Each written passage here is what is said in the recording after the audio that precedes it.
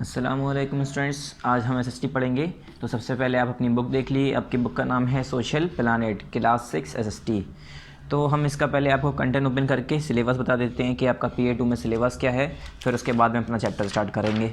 तो जल्दी से आप इसका कंटेंट ओपन कर लिए स्टूडेंट्स। हमने ऑलरेडी यहाँ पर आपको PA2 का सिलेबस मार्क करा रखा है और बता रखा है, आप भी इसे मार्क कर लिए। जैसे कि हमने पिछली बार आपको बताया था बच्चों कि हिस्ट्री में आपके 2 चैप्टर हैं।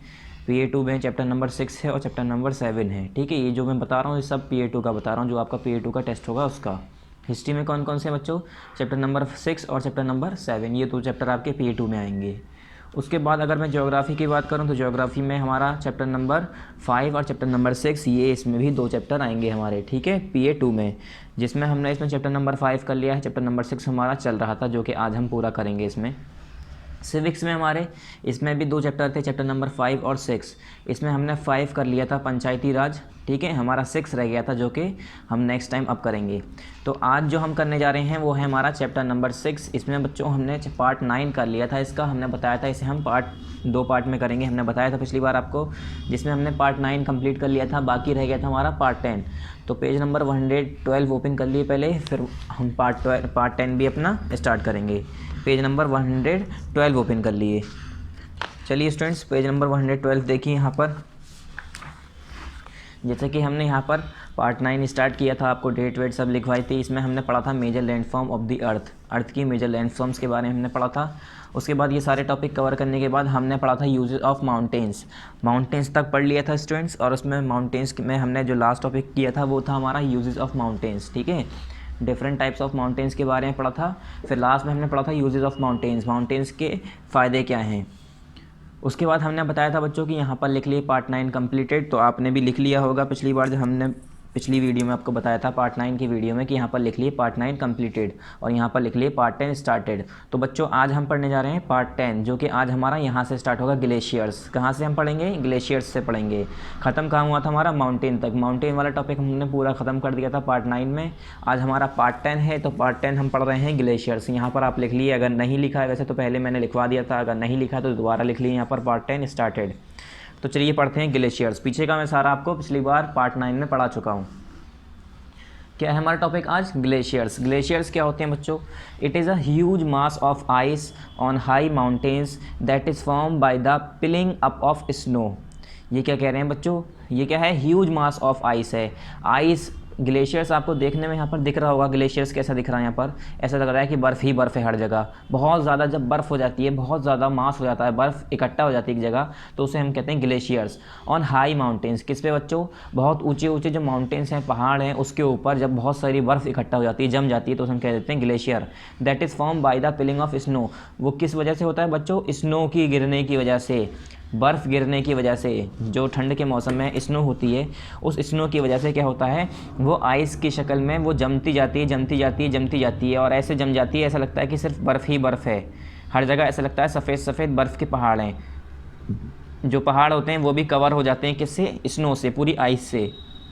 दे move till they come to a point where temperature causes them to melt. और ये कह रहे हैं ये कब मूव करते हैं? जब एक पॉइंट आता है, they come to a point where temperature causes them to melt, जहाँ पर जो है टेम्परेचर की वजह से जो है इसमें क्या होता है, ये पिघलने लगती हैं। ठीक है, glaciers are of 2 types. Glacier 2 तरह की होती हैं। कितने तरह की होती हैं ग्लेशियर? 2 तरह की। एक होता है हमारा द माउंटेन और वैली ग्लेशियर, एक होता है हमारा कॉन्टिनेंशियल ग्लेशियर्स। क्या कहते हैं बच्चों?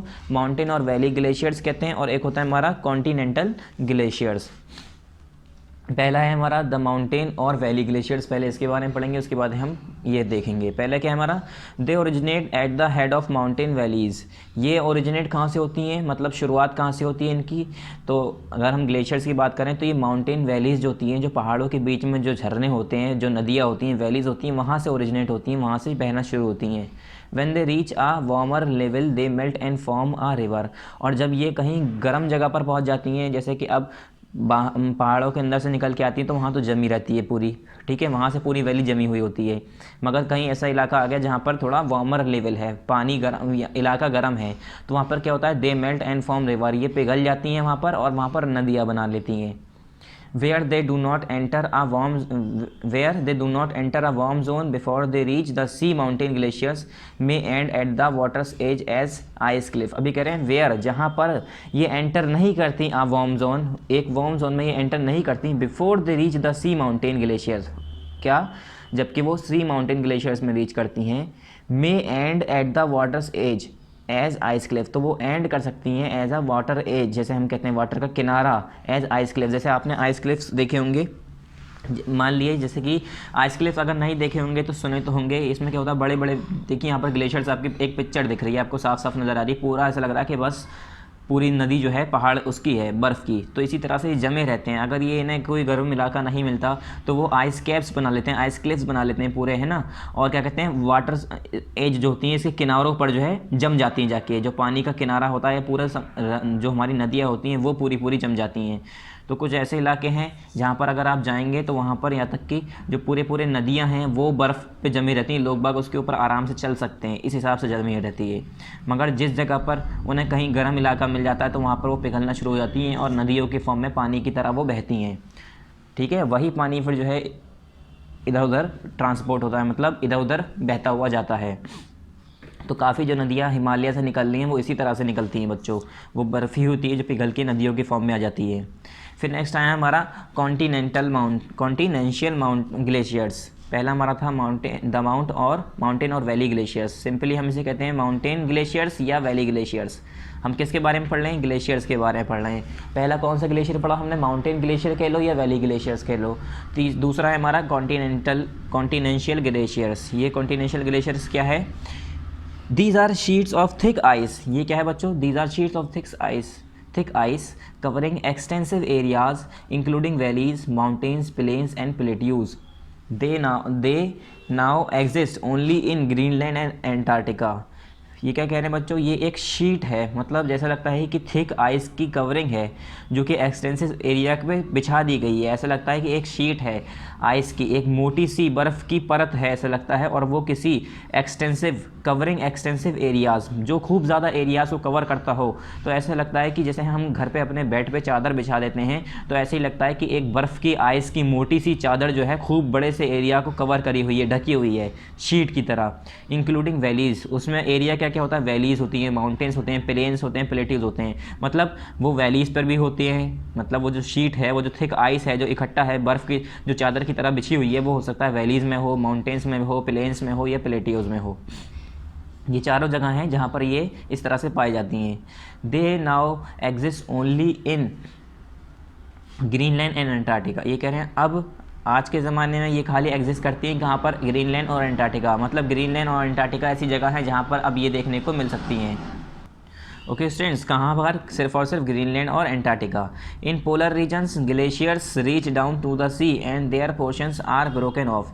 ये कह रहे हैं अगर हम पोलर रीजन की बात करें तो जो ग्लेशियर्स हैं वो कहाँ पर पहुँच जाते हैं, समुद्रों में पहुँच जाती हैं। मतलब जो ग्लेशियर्स हैं वो ऐसे जो ग्लेशियर्स हैं वो मान लो बहते बहते तो नहीं कहेंगे, हम ये कहेंगे पूरी बर्फ़ उनकी जो है जहाँ तक वो समुद्र तक जाके मिल जाती है। And their portions are broken off, उनका जो टुकड़ा है वो टूट जाता है, मतलब अलग हो जाता है। अब वो जब समुद्र में जाएंगे तो वहाँ पर टेम्परेचर का फ़र्क पड़ेगा, वो बहेगी पिघलेगी तो उससे वो टुकड़े टूट जाते हैं। These detached masses of glaciers with their 1/9 above sea level are called iceberg। और ये कह रहे हैं बच्चों, ये जो detached masses होता है ग्लेशियर्स का 1/9 above sea level, ये सी लेवल से 1/9 होता है। ठीक है, मतलब अगर सी लेवल से देखें तो इसे ही हम क्या कहते हैं, आइसबर्ग कहते हैं। जो आपने कभी देखा होगा समुद्र के बीच में बड़े बड़े बर्फ़ के टुकड़े आ जाते हैं। क्या होता है, समुद्र के बीच में बड़े बड़े बर्फ़ के टुकड़े होते हैं, या तो फिर वो बहते हुए जा रहे होते हैं, या एक जगह पर ऐसे ही फ्लोट कर रहे होते हैं, या तो फिर एक ही जगह पर ऊपर ही रुके हुए होते हैं बर्फ़ पानी के ऊपर। तो वो टुकड़ा जो है कहीं ग्लेशियर से ही टूट के आया होता है या बह के आया होता है, जो कि आके समुद्रों में आके रुक जाता है या बहता हुआ जा रहा होता है। ठीक है, तो उस ग्लेशियर से ये भी कहा जाता है ठंड के मौसम में ऐसी जगह पर समुद्रों में जो जहाज़ होते हैं, बोट्स होती हैं, उन्हें बहुत ज़्यादा इनसे खतरा होता है, क्योंकि वो ग्लेशियर्स अचानक से सामने आ जाते हैं, क्योंकि कोहरा इतना होता है कुछ दिख रहा नहीं होता है, तो उससे फिर टकरा सकते हैं। तो वही इसीलिए कहते हैं समुद्रों में बहुत सारी, इसीलिए जो है उस टाइम जो है बहुत सावधानी से जो है नाव चलाई जाती हैं या शिप चलाई जाती हैं। समुद्रों में वैसे खैर नाव तो नहीं चलाई जाएंगी, छोटी छोटी बड़ी बड़ी शिप होती हैं वही चलाई जाती हैं। तो ग्लेशियर्स क्या होते हैं, सॉरी ग्लेशियर्स, ये जो आइसबर्ग क्या होते हैं, ये बड़े बड़े बर्फ़ के टुकड़े होते हैं जो बहते हुए टूटते हुए आ जाते हैं, टूट के आ जाते हैं। किससे? ग्लेशियर से। हो सकता है ग्लेशियर से कोई बड़ा सा टुकड़ा टूट के समुद्र में आ गया हो तो उसे हम क्या कहते हैं? आइसबर्ग। वो वहीं पर फ्लोट करता रहता है या तो फिर वहीं पर रुका रहता है। वैली, अब वैली क्या है? ये valley is a region of low lying land. ये कह देखिए यहाँ पर आपको इस तरह से दिख रहा होगा जैसे कि ढलान है पूरी, ऐसा लग रहा है, ठीक है। तो valley is a region of low lying land surrounded by higher land, usually a long narrow depression with a regular slope from one end to the another. अब ये वैली आपको दिख रही होगी, वैली इस तरीके से होती है बच्चों, फोटो में देख के, पिक्चर में देख के आपको समझ में आ रहा होगा। ये कह रहे हैं वैली जो है एक लो लाइंग लैंड है सराउंडेड बाई हायर लैंड, जिसके चारों तरफ ऊंची ऊंची ज़मीनें होती हैं। वैली एक ऐसी जगह होती है जो नीचे इलाके में होती है, नीचा इलाका होता है जिसके चारों तरफ ऊंची ऊंची ज़मीनें होती हैं।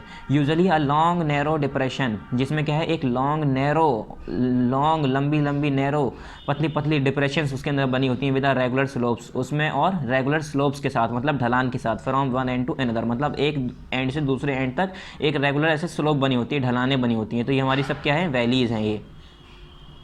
Most valleys are located between two mountain ranges and contain a stream or river that has been responsible for carving out the valley। ये कह रहे हैं बच्चों काफ़ी जो वैलीज़ होती हैं वो ज़्यादातर जो पाई जाती हैं वो कहाँ पर पाई जाती हैं? पहाड़ों के बीच में, दो पहाड़ के बीच में, माउंटेन रेंजेस के बीच में पाई जाती हैं। क्यों? अब क्यों पाई जाती है ये तो अभी बताते हैं। एंड कंटेन अ स्ट्रीम और river that has been responsible, और उसके अंदर या तो फिर कोई स्ट्रीम रहती है, नदी का कोई उसमें से टुकड़ा निकल रहा होता है, या कोई नदी उसमें से बह रही होती है। That has been responsible for carving out the valley, जिसकी वजह से वो वैली जो है बन जाती है। अब आपने देखा होगा कहीं हम पानी छोड़ दें और पानी प्रेशर से आ रहा है तो वो हिस्सा जो है कट जाता है, मिट्टी का हिस्सा बह के चला जाता है, तो वहाँ पर ऐसा लगता है गड्ढा बन गया, नाली टाइप की बन गई। इसी तरह से देखिए ऐसा यहाँ पर जो है रास्ता सा बनता हुआ जा रहा है, तो इस तरीके से यहाँ से पानी निकलता है, वैली जाती है, रिवर जाती है, इस तरीके से। तो ये क्या होती है? वैलीज़ बना देती है पतली पतली।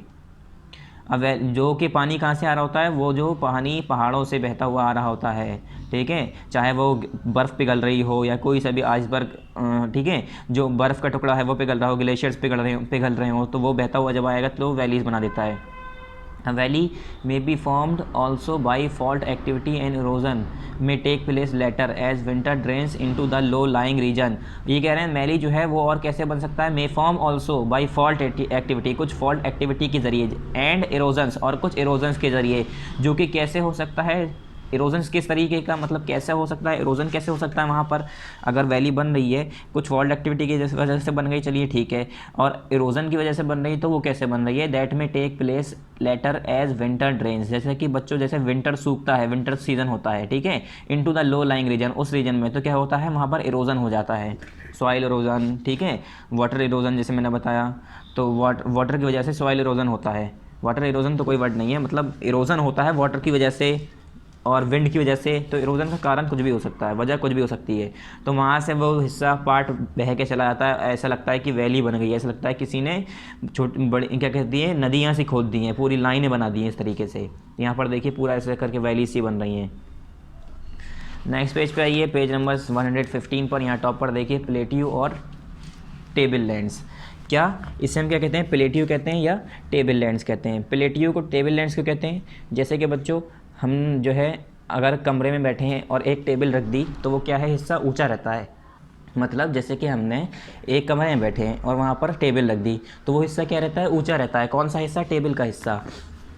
अपने बराबर वाले हिस्से से टेबल वाला हिस्सा ऊंचा रहता है, ऐसा लगता है टेबल वाला हिस्सा जो है उससे ऊपर है, तो ऊपर तो होता ही है। तो इसी तरह से प्लेट्यू भी जो क्या होता है वो हमारे प्लेन एरिया से ऊपर हिस्से पे होता है, इसीलिए उसे एज अ टेबल लैंड भी कहा जाता है। तो ये कह रहे हैं plateau differs from a mountain. ये कह रहे हैं प्लेट्यू जो है वो बच्चों वो माउंटेन से डिफ़र होता है, अलग होता है।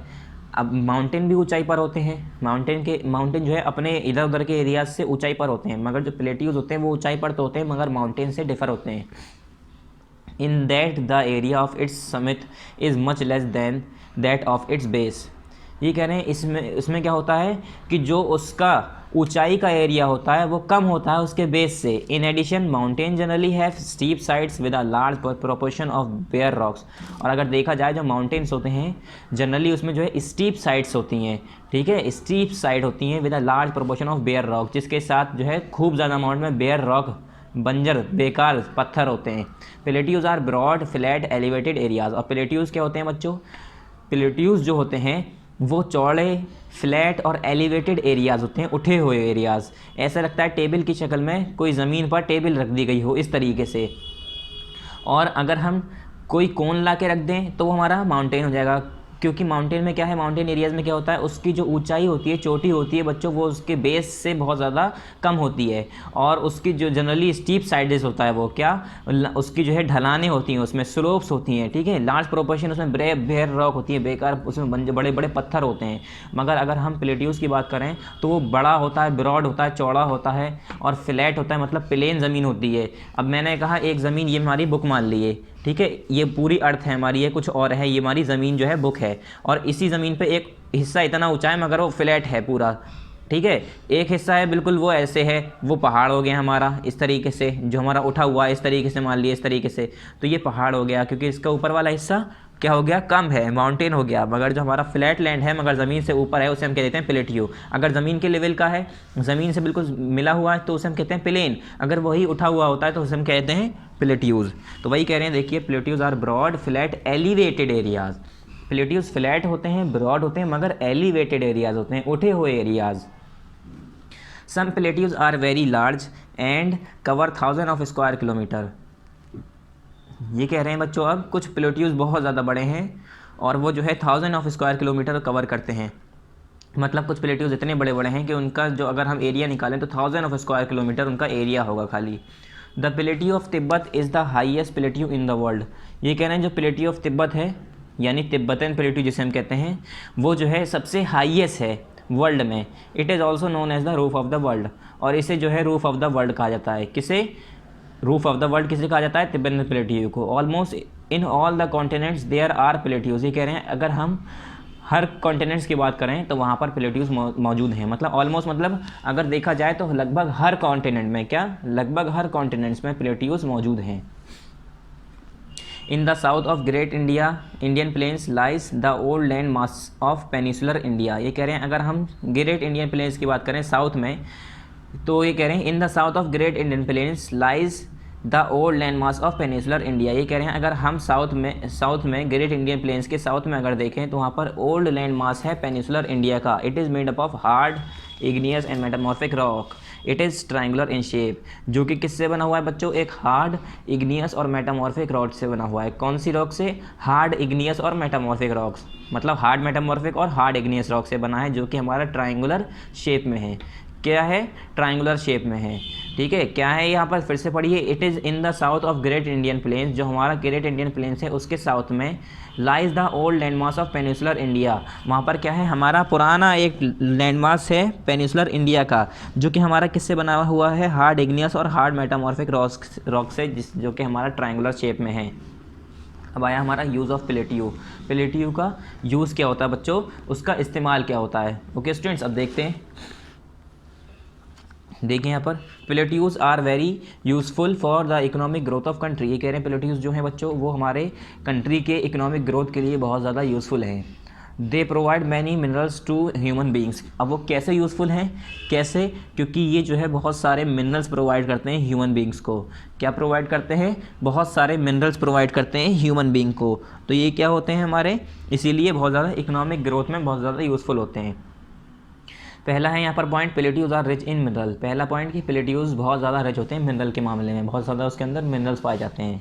सेकंड है हमारा mining areas are located in these plateaus only. ये कह रहे हैं जो माइनिंग एरियाज़ है वो कहाँ पर है? इसी प्लेट्यूज में ही मेनली देखने को मिलते हैं। मतलब ओनली प्लेट्यूज, ओनली इन्हीं प्लेट्यूज में ही माइनिंग एरियाज़ होते हैं बच्चों। तो अगर जो हम माइनिंग का काम करते हैं और अलग अलग मिनरल निकालते हैं ज़मीन को खोद कर, गड्ढे कर उनमें, तो वो कहाँ पर करते हैं? प्लेट्यूज में। इसीलिए प्लेट्यूज भी बहुत ज़्यादा इंपॉर्टेंट हुए। थर्ड हुआ, there may be several waterfalls in the plateau. ये कह रहे हैं हो सकता है कुछ प्लेट्यूज में कोई वाटरफॉल भी हो सकते हैं वहाँ पर। We have many such waterfall like Hundru falls, ये कह रहे हैं हमारे पास काफ़ी ऐसे सच वाटरफॉल्स हैं जिसकी हम बात कर रहे हैं। ऐसे काफ़ी वाटरफॉल्स हैं हमारे प्लेट्यूज़ के अंदर, जैसे कि हुंदरू फॉल्स है, कहाँ पर, इन द छोटा Nagpur plateau.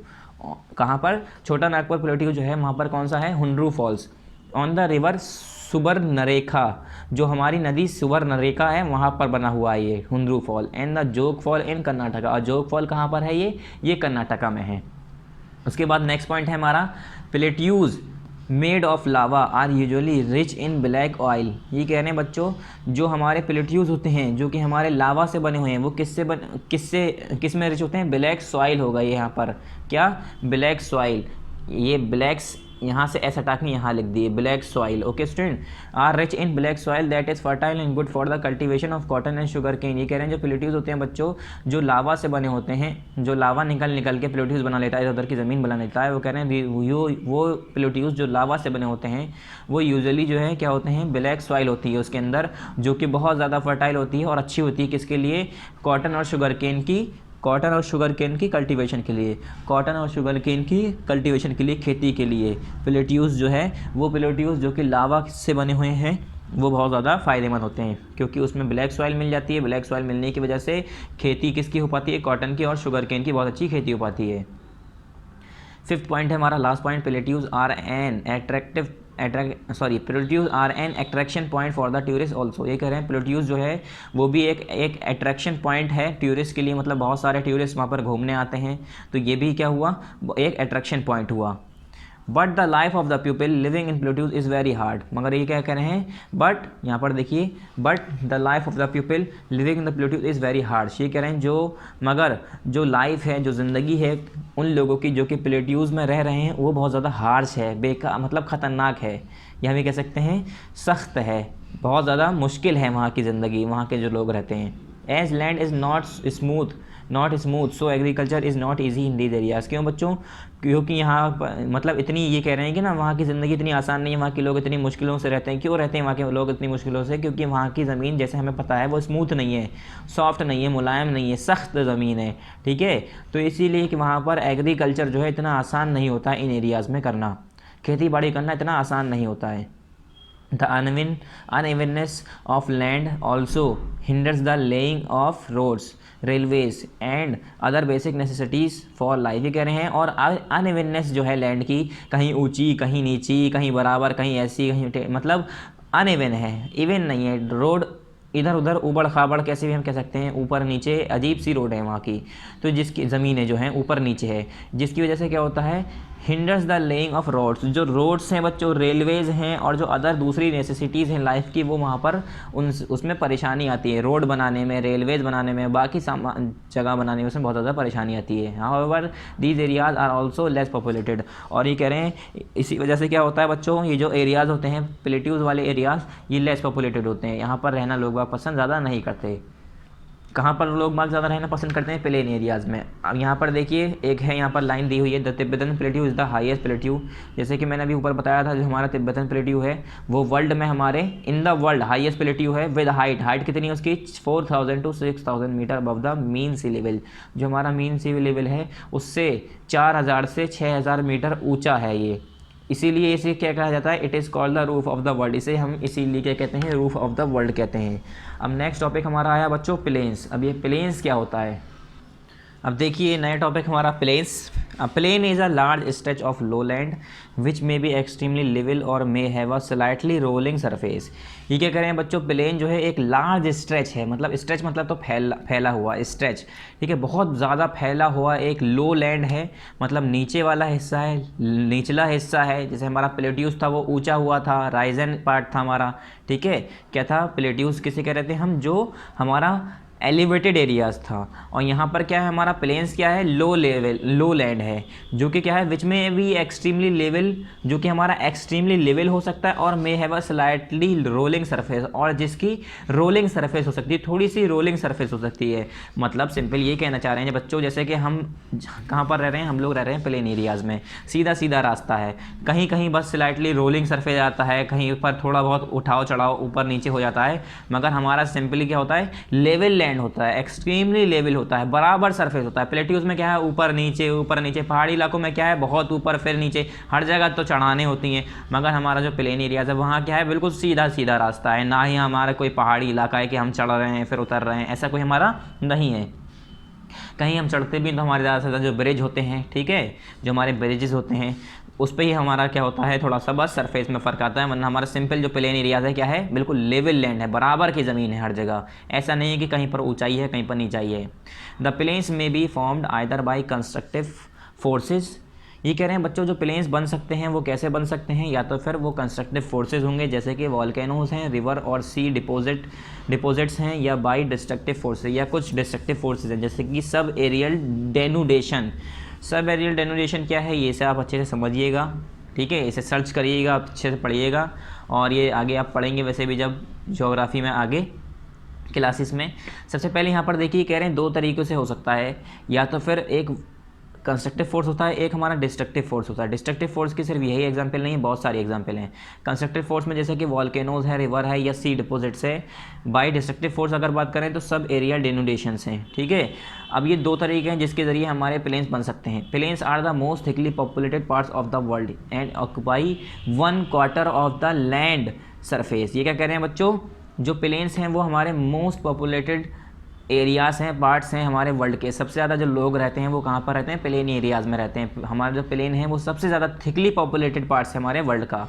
And occupy 1/4 of the land surface, और ये कह रहे हैं अगर हम बात करें तो 1/4 1/4 ऑफ द लैंड सरफेस, जो हमारे लैंड सरफेस का 1/4 है, ठीक है, उसमें से एक हिस्सा जो है हमारा सिर्फ और सिर्फ प्लेन से घिरा हुआ है। Following is the classification of plains, ये कह रहे हैं अब प्लेन्स की यहाँ पर कुछ क्लासिफिकेशंस दी हैं, मतलब कितने तरीके के प्लेन्स होते हैं, कौन कौन से होते हैं।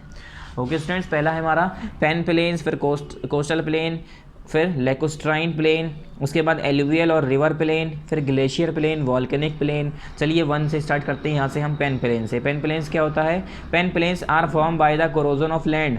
ये कैसे बनते हैं बच्चों, ये जब हमारे लैंड का कोरोजन होता है उसकी वजह से हमारे पेन प्लेन्स बनते हैं। दूसरा क्या है हमारा कोस्टल प्लेन। पहला हो गया हमारा पेन प्लेन्स। पेन प्लेन्स कैसे होता है, are form by the corrosion of land. Corrosion का मतलब तो होता है वैसे तबाह हो जाना, अगर मैं बात करूँ कोरोड मतलब तबाह हो जाना, बर्बाद हो जाना। तो कोई ज़मीन ऐसी जो उसमें से मिट्टी हटती गई हो, कोरोजन होता हो गया हो किसी वजह से, ठीक है, वहाँ की लेयर हटती गई हो, तो इस तरह से सरफेस जो बनता है वो हमारा पेन प्लेन्स बनता है। कोस्टल प्लेन की बात करूँ मैं तो coastal plain are form by the uplifting of a part of the continental shelf. ये कह रहे हैं जो कोस्टल प्लेन होते हैं वो कैसे बनते हैं, कॉन्टिनेंटल शेल्फ के जो पार्ट्स हैं उसमें उठने की वजह से, उसमें अपलिफ्टिंग होने की वजह से हमारे कोस्टल प्लेन्स बन जाते हैं। क्या, हमारे कोस्टल प्लेन्स बन जाते हैं। फिर आया हमारा लेकोस्ट्रीन प्लेन। लेकोस्ट्रीन प्लेन कैसे बनते हैं, lacustrine plain are form by deposition of sediments और by uplift like prairie lands of North America. ये कह रहे हैं बच्चों जो हमारे लेकोस्ट्रीन प्लेन्स हैं वो कैसे बनते हैं, हमारे जो डिपोजिशन ऑफ सेडिमेंट्स के डिपोजिशन की वजह से, या तो फिर जो अपलिफ्ट्स हैं उसकी डिपोजिशन की वजह से। जैसे कि हमारा प्रेरी लैंड है, प्रेरी आपने ग्रासलैंड सुना होगा, ठीक है, नॉर्थ अमेरिका में, वो भी हमारा क्या है, एक लेकोस्ट्रीन प्लेन की एग्जाम्पल है। फिर आया हमारा एलुवियल और रिवर प्लेन। एलुवियल प्लेन भी कहते हैं और एलुवियल प्लेन का ही दूसरा नाम है हमारा रिवर प्लेन, ठीक है। एलुवियल प्लेन का ही दूसरा नाम है river plain. Are form by the silt of the river.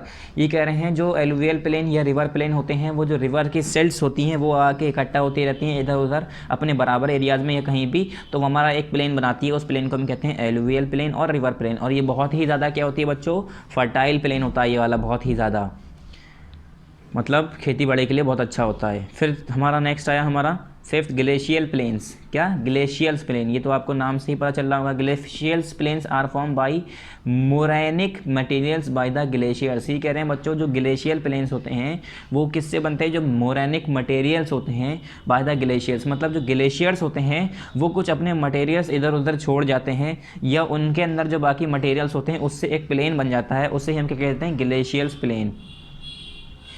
Volcanic plains are form due to filling up of land surface by volcanic lava. Volcanic plains कैसे बनते हैं बच्चों, वॉल्केनिक प्लेन्स बनते हैं filling up of land surface by filling volcanic lava. ये कह रहे हैं कोई अगर ज़मीन है, ठीक है, लैंड सरफेस है, अगर वो वॉल्केनिक लावा से भर गया और वो जगह ऐसी लगती है देखने में कि वो वॉल्केनिक प्लेन है, जैसे आपने देखा, और वहाँ की मिट्टी भी ऐसी होगी काली काली, क्यों, क्योंकि वो वॉल्केनिक लावा जो होगा सब तरफ फैला हुआ होगा और वही वॉल्केनिक लावा से ही ज़मीन बनी होगी पूरी, तो उसे हम क्या कहते हैं, वॉल्केनिक प्लेन्स। किससे बनती है? जैसे कोई अगर वॉल्केनो है, उसके इधर उधर हमारा जो सरफेस है, लैंड सरफेस है, वो वॉल्केनिक लावा से भर गया, ढक गया, फिलिंग हो गई उसकी, तो हम उससे कह देते हैं वॉल्केनिक प्लेन। मतलब वो प्लेन कैसा हो गया? वॉल्केनिक हो गया। नेक्स्ट पेज पे है हमारा यहाँ पर स्ट्रक्चरल प्लेन्स और कास्ट प्लेन। स्ट्रक्चरल प्लेन में क्या होता है? Structural plain are undisturbed horizontal beds of rocks. ये कह रहे हैं बच्चों, स्ट्रक्चर प्लेन वो होते हैं जो कि हमारे undisturb horizontal beds of rocks, मतलब रॉक्स के बड़े बड़े हम ये कह सकते हैं बेड्स होते हैं, ठीक है, बड़े बड़े पत्थर हॉरिजॉन्टली बिछे हुए होते हैं जो कि अनडिस्टर्ब होते हैं, उसमें कोई डिस्टर्बेंस ना किया जाता हो या किसी तरीके का उसमें डिस्टर्बेंस ना हो, तो वो एज अ प्लेन सरफेस ही बने रहते हैं, तो उसे हम क्या कहते हैं? Structure plain. क्या कह देते हैं? स्ट्रक्चरल प्लेन कह देते हैं। फिर आया हमारा next karst plain. Karst plain are form by underground water. ये कास्ट प्लेन कैसे बनते हैं? ये अंडरग्राउंड वाटर की वजह से बनते हैं, ज़मीन के अंदर जो पानी है उसकी वजह से। अब ये सबको एक्सप्लेन करना कि प्रोसेस क्या है, कैसे बनना है, क्या होता है, पानी ऐसे आता है वैसे आता है, तो इसमें इतना डीपली नहीं जाएंगे हम, बस हमने टाइप्स पढ़ लिए, यही हमारे लिए काफ़ी है। India is fortunate in having one of the most extensive and fertile planes of world. ये कह रहे हैं इंडिया जो है हमारा क्या है? एक फॉर्चुनेट है, मतलब हमारा इंडिया जो है, ये भी कह सकते हैं इंडिया जो है बहुत हम लोग मतलब इंडिया में रह रहे हैं, हमारी बहुत अच्छी किस्मत है, या इंडिया बहुत फेमस है, या इंडिया एक लकी स्टेट है। क्यों? क्योंकि उसके पास one of the most extensive और फर्टाइल प्लेन है पूरे वर्ल्ड का। फॉर्चुनेट प्लेन क्यों, इंडिया को फॉर्चुनेट क्यों कहा जाता है बच्चों? क्योंकि उसके पास पूरे वर्ल्ड का सबसे ज़्यादा फर्टाइल, मोस्ट एक्सटेंसिव और सबसे ज़्यादा फर्टाइल प्लेन है हमारे वर्ल्ड का, इंडिया के अंदर। This flat low-lying land is made up of the alluvium that is fine silt brought down by rivers, such as plain is called as an alluvial plain। ये कह रहे हैं बच्चों, इंडिया को फॉर्चुनेट माना जाता है। इंडिया इज़ फॉर्चुनेट क्योंकि इंडिया, ये कह सकते हैं हम, जैसे किसी इंसान के पास कोई कीमती चीज़ है वो बहुत ज़्यादा खुश होता है, तो लकी होता है, तो इंडिया भी एक तरह से इंडिया का भी एक लक था कि उसके पास पूरे वर्ल्ड में सबसे ज़्यादा फर्टाइल और एक्सटेंसिव प्लेन, उसके अंदर फर्टाइल प्लेन्स मौजूद है। इसमें क्या है? This flat low lying land is made up of the alluvial that is fine silt. ये कह रहे हैं ये किससे बना हुआ है? एलुवियम जो होता है, एलुवियल सॉइल होती है, एलुवियम होता है, उससे बना हुआ है, जिसे हम क्या कहते हैं? फाइन सिल्ट जो होते हैं, जो कि नदियों के ज़रिए ब्रॉड करके लाए होते हैं, नदियाँ उसे बहा कर अपने साथ बहा कर ले आती हैं, ठीक है, जो फाइन सिल्ट होती हैं उससे बना हुआ है। Such a plain is called a alluvial plain, और इन प्लेन्स को हम बच्चों क्या कहते हैं? एलुवियल प्लेन्स कहते हैं। तो इंडिया के अंदर एलुवियल प्लेन्स मौजूद है। द वैंगहो प्लेन, ये हुएंग लिखा है, अब इसे वैंगहो ही पढ़ लेते हैं। The Hwang Ho plains in China and the Nile plain, Nile valley plain in Egypt are example of alluvial plain. ये कह रहे हैं जो हमारा हुएंगहो प्लेन है चाइना में और जो हमारा नाइल वैली प्लेन है इजिप्ट में, ये हमारी एग्जाम्पल किसकी है? एलुवियल प्लेन की एग्जाम्पल है। Of all the landforms plains provide all the necessities of life in one plains. ये कह रहे हैं अगर हम हर लैंडफॉर्म्स की बात करें, जो हमारा प्लेन्स है उसमें, वो हमें क्या प्रोवाइड करता है? सारी जो लाइफ की नेसेसिटीज़ हैं, ज़रूरत हैं, वो हमें एक ही जगह पर प्रोवाइड करता है। बाकी में क्या होता है, अगर हम बात करें हिली एरियाज़ की या कहीं भी प्लेट्यूज़ की, तो वहाँ पर सारी फैसिलिटीज़ मौजूद हो इसकी कोई गारंटी नहीं है। जैसे अगर हम हिली एरियाज़ की बात करें या अगर हम चलिए प्लेट्यूज़ की बात कर लेते हैं, तो वहाँ पर फर्टिलिटी इतनी नहीं है, वहाँ पर ज़मीनें इतनी हार्ड हैं, सख्त हैं कि वहाँ पर एग्रीकल्चर करना, खेती करना बहुत ज़्यादा मुश्किल है। मगर हमारा प्लेन एरियाज़ ये सारी चीज़ें हमें प्रोवाइड करता है। This is the place that is most suitable for the human habitation, और यही वो जगह है जो कि सबसे ज़्यादा क्या है? सूटेबल है फॉर द ह्यूमन हैबिटेशन। इंसान के रहने के लिए, इंसान अपना हैबिटेट बनाए, उसके लिए सबसे बेहतरीन जगह कौन सी है? हमारा planes. It is fertile as well as also suitable for make houses, roads, railways, networks and industries। ये कह रहे हैं ये फर्टाइल है। क्या फर्टाइल है? हमारे जो प्लेन एरियाज़ हैं ये फर्टाइल होता है, उसके साथ साथ ये किसके लिए सूटेबल होता है, किसके लिए अच्छा होता है, किसके लिए लायक होता है? घर बनाने के लिए, रोड्स बनाने के लिए, रेलवे नेटवर्क्स बनाने के लिए और इंडस्ट्रीज़ बनाने के लिए बहुत ज़्यादा ये सूटेबल होता है। Plains situated on the sea coast are great attraction for the tourist also. ये कह रहे हैं जो हमारे प्लेन्स जो कि हमारे सी कोस्ट पे मौजूद हैं बच्चों, वो और इस जो सी कोस्ट पे हमारे जो प्लेन्स मौजूद हैं वो बहुत ज़्यादा ग्रेट अट्रैक्शन बनते हैं किसके? टूरिस्ट के लिए। मतलब ये इतने खूबसूरत हैं या इसमें ऐसी इनकी खूबसूरती, इनकी खामियों की, जो इनकी चीज़ें हैं, इसकी वजह से जो अट्रैक्शंस होते, मतलब अट्रैक्टिव चीज़ें हैं, उससे क्या होते हैं? टूरिस्ट जो होते हैं, घूमने वाले लोग होते हैं, वो इसकी तरफ अट्रैक्ट होते हैं और घूमने आते हैं। The river plains are thickly populated due to the following reason. ये कह रहे हैं जो रिवर प्लेन है बच्चों वो कुछ फॉलोइंग रीजंस की वजह से थिकली पॉपुलेटेड होते हैं, मतलब घने होते हैं। अगर हम प्लेट्यूज़ की बात करें, माउंटेन्स यानी हिली रीजन्स की बात करें और बाकी रीजन्स की बात करें, उसके मुकाबले में जो हमारे प्लेन्स हैं वहाँ पर लोग बाग ज़्यादा रहते हैं, वहाँ पर भीड़ ज़्यादा होती है। थिकली पॉपुलेटेड एरिया है मतलब घनी आबादी होती है वहाँ पर, घनी आबादी, थिकली मतलब घनी। उसके रीजंस क्या हैं, क्यों ऐसा होता है भाई प्लेन एरियाज़ में, जो प्लेन्स होते हैं वहाँ पर लोग बाग ज़्यादा क्यों रहते हैं, घनी आबादी क्यों रहती है। तो पहला, river plains are very fertile due to the presence of alluvium and are very useful for agriculture. पहला तो ये रीज़न है कि जो हमारे रिवर्स प्लेन्स हैं वो बच्चों बहुत ज़्यादा फर्टाइल हैं क्योंकि उसमें जो है एल्यूवियम मौजूद होती है and are very useful for agriculture, और वो खेती बाड़ी के लिए बहुत ज़्यादा यूज़फुल होती है। अब जिसकी वजह से लोग बाग जो है यहाँ आना पसंद करते हैं, क्योंकि अब अगर दो ज़मीन है जहाँ पर एक जगह खेती अच्छे से हो पा रही है, एक जगह नहीं हो पा रही, तो लोग बाग किस पे खेती करेंगे, जिस पे हो पा रही है, ठीक है। तो एल्यूवियम यहाँ पर, एक तो एल्यूवियम हमारी मौजूद है, उसकी वजह से हमारी ज़मीनें जो है बहुत उपजाऊ होती हैं, उपजाऊ होने की वजह से लोग बाग यहाँ पर आराम से खेती कर पाते हैं, एग्रीकल्चर कर पाते हैं, ठीक है। तो लोग बाग यहाँ रहना पसंद करते हैं इसीलिए। फिर दूसरा पॉइंट है हमारा, construction of transport network easy. हमारे प्लेन्स एरियाज़ पे जो ट्रांसपोर्ट नेटवर्क हैं उन्हें बनाना बहुत आसान होता है। अगर मैं हिली एरियाज़ की बात करूं तो पहाड़ों को काट काट कर पहाड़ों के किनारे किनारे पर रास्ते बनाए जाते हैं, जो कि शुरुआत में इतनी परेशानी होती है, उन्हें बनाने में इतना पैसा खर्च होता है, उन्हें बनाने में, कंस्ट्रक्ट करने में, उसके साथ साथ बनाने के बाद भी इतनी सिक्योरिटी नहीं होती है, ठीक है। बहुत ज़्यादा वहाँ पर डेंजरस होता है उस पर चलना। फिर तीसरा हुआ हमारा, the climate of the plain is suitable for human habitation. और जो हमारा मौसम होता है प्लेन एरियाज़ का वो बहुत ज़्यादा सूटेबल होता है, बहुत ज़्यादा सही होता है हमारे ह्यूमन हैबिटेशन के लिए, ठीक है। गर्मी के मौसम में गर्मी, सर्दी के में सर्दी और बरसात में बरसात, सारे तरीके के मौसम होते हैं, ठीक है। मॉडरेट भी होता है, हॉट ह्यूमिड क्लाइमेट, अलग अलग क्लाइमेट होते हैं कई कई जगह के, रीजन टू रीजन।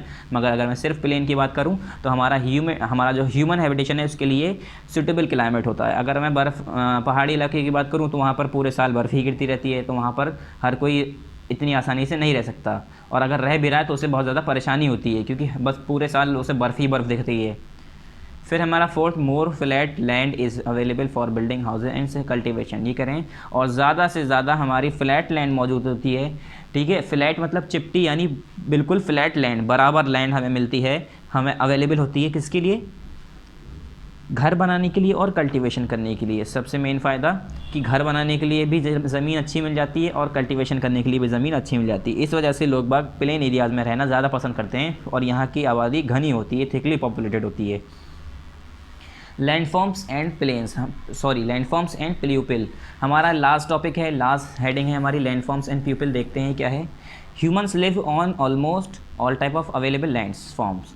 ये कह रहे हैं बच्चों जो ह्यूमन बीइंग है, जो इंसान है, अगर मैं देखूँ तो ऑलमोस्ट मतलब हर तरीके से, अगर मैं देखूँ हर जगह, अगर मैं मतलब ये देखा जाए तो ऑलमोस्ट हर पार्ट पे, मतलब ज़्यादातर पार्ट पे जो अवेलेबल लैंडफॉर्म्स हैं उसके हर हिस्से, हर तरीके की जो ज़मीन है उस पर इंसान जो है रह रहा है, चाहे वो प्लेट्यूज़ है, प्लेन्स हो, ठीक है, ये हमारे हिली एरियाज़ हो, हर तरीके की ज़मीन पर इंसान क्या है रह रहा है।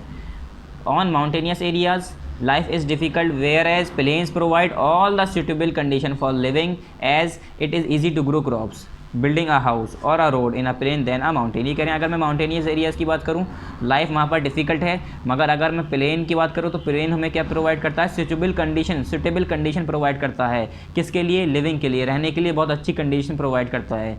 कि ऐसे जैसे कि इस पे आसान होता है क्रॉप्स उगाना या खेती करना, कुछ भी कह सकते हैं, खेती करना बहुत आसान होता है, घर बनाना, रोड्स बनाना, ठीक है। अगर हम देखें देन अ माउंटेन, अगर पहाड़ों के इलाके में देखें और ज़मीनों में देखें तो इससे बहुत ज़्यादा फ़र्क है। पहाड़ी इलाके में, माउंटेनियस इलाके में ये सब करना बहुत मुश्किल होता है। Next, but sometimes natural calamities such as earthquake, volcanic eruptions, storms and flood cause widespread destruction leading to huge loss of life and property। ये कह रहे हैं मगर बच्चों कभी कभी क्या होता है, जो नेचुरल कैलेमिटीज़ होती हैं, कुछ नेचुरल फिनोमिनन होते हैं, जैसे कि अर्थक्वेक होता है, वॉल्केनिक eruption होता है, स्टॉर्म्स होते हैं, ठीक है, बड़े बड़े तूफान आ गए, बाढ़ आ गई, फ्लड्स आ गए, and cause wide spread destruction. इससे क्या होता है, बहुत ज़्यादा तबाही मच जाती है, वाइड स्प्रेड, बहुत ज़्यादा अमाउंट में तबाही मच जाती है, डिस्ट्रक्शन हो जाता है, leading to huge loss of life and property, जिसकी वजह से क्या होता है, बहुत ज़्यादा लोगों की ज़िंदगियाँ और प्रॉपर्टी का नुकसान होता है। लॉस होता है किसका, लाइफ का और प्रॉपर्टी का। ह्यूज मतलब बहुत ज़्यादा।